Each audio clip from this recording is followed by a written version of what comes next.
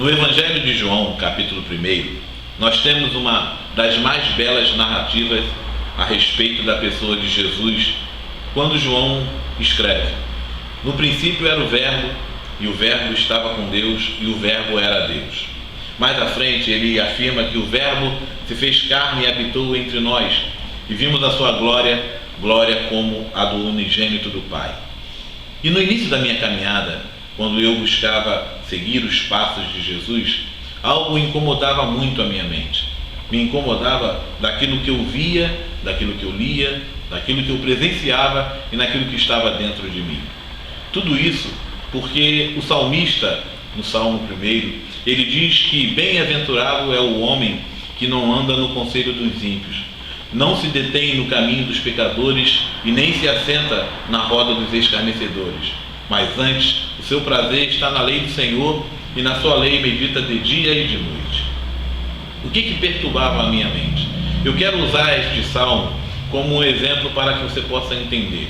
Quando lemos esse salmo e nós vemos o que é pregado dentro das igrejas e até mesmo nos aconselhamentos pastorais, nós sabemos que o crente, aquele que quer seguir a Jesus, aquele que se diz discípulo de Jesus, deve evitar determinados lugares, porque ali é o caminho dos pecadores, ali é o assento na roda dos escarnecedores. Nós sabemos que somos proibidos ou aconselhados a não parar num bar, a não ir numa festa onde vai acontecer uma música de pagode, a não estar num local onde não haja um espírito cristão. Mas, ao olharmos para Jesus, nós percebemos que a atitude dele foi totalmente incoerente diante dessas afirmações. Quando olhamos para o Evangelho de João, de Marcos, de Lucas ou de Mateus, nós sempre encontramos Jesus exatamente nos lugares onde nos é aconselhado a não estarmos. No meio das prostitutas, publicanos, meretrizes, pecadores e pecadoras das mais diferentes espécies. E Jesus, sempre quando estava no meio deles, falava sobre o reino dos céus. Dizia que o reino dos céus é semelhante a uma mulher que procura uma dracma perdida, ou um filho pródigo que saiu e que está prestes a voltar. Mas quando Jesus se encontrava com os fariseus, com os saduceus, com os religiosos da época, com aqueles que representavam o povo de Deus, Jesus falava sobre sepulcro caiado, raça de víboras, hipócritas. Diziam que eles não entravam no reino dos céus e ainda impediam ou atrapalhavam aqueles que queriam entrar. Mas que falta de concordância é essa entre o que Jesus fala e entre o que Jesus inspirou o salmista a escrever? Quando eu citei o Evangelho de João, é porque João ele diz que no princípio era o Verbo, e o Verbo era Deus.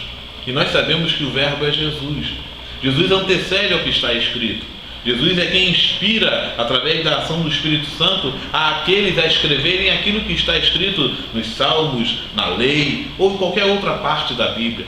Então nós descobrimos uma coisa interessante, uma coisa maravilhosa, uma verdade absoluta que nos traz a paz.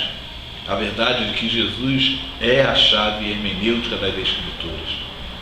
Quando você encontrar um texto de difícil entendimento, de dificuldades, não pergunte como que você deve se proceder, como você deve agir diante daquele texto.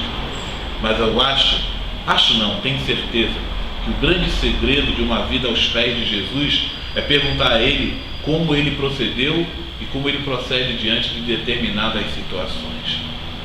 E aí nós vamos entender que é nos grandes meios religiosos, que é nas grandes conferências onde as pessoas discutem e debatem sobre a pessoa de Deus como se Deus pudesse ser entendido por nós seres humanos, é ali onde ocorrem os maiores escárnios, é ali onde ocorrem as maiores blasfêmias a respeito da pessoa de Deus.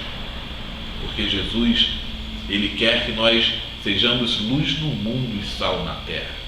Quer que nós possamos deixar exalar o amor dele que está em nós no meio daqueles que ainda se sentem perdidos. E ao sentirem-se perdidos, estão mais próximos do amor de Deus.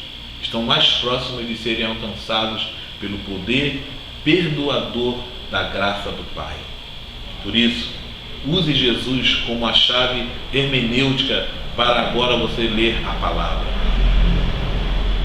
Olhe para Jesus e perceba como ele age, como ele agiu e como ele sempre agirá em determinadas situações. Porque o verbo é muito anterior à palavra. O verbo está em você.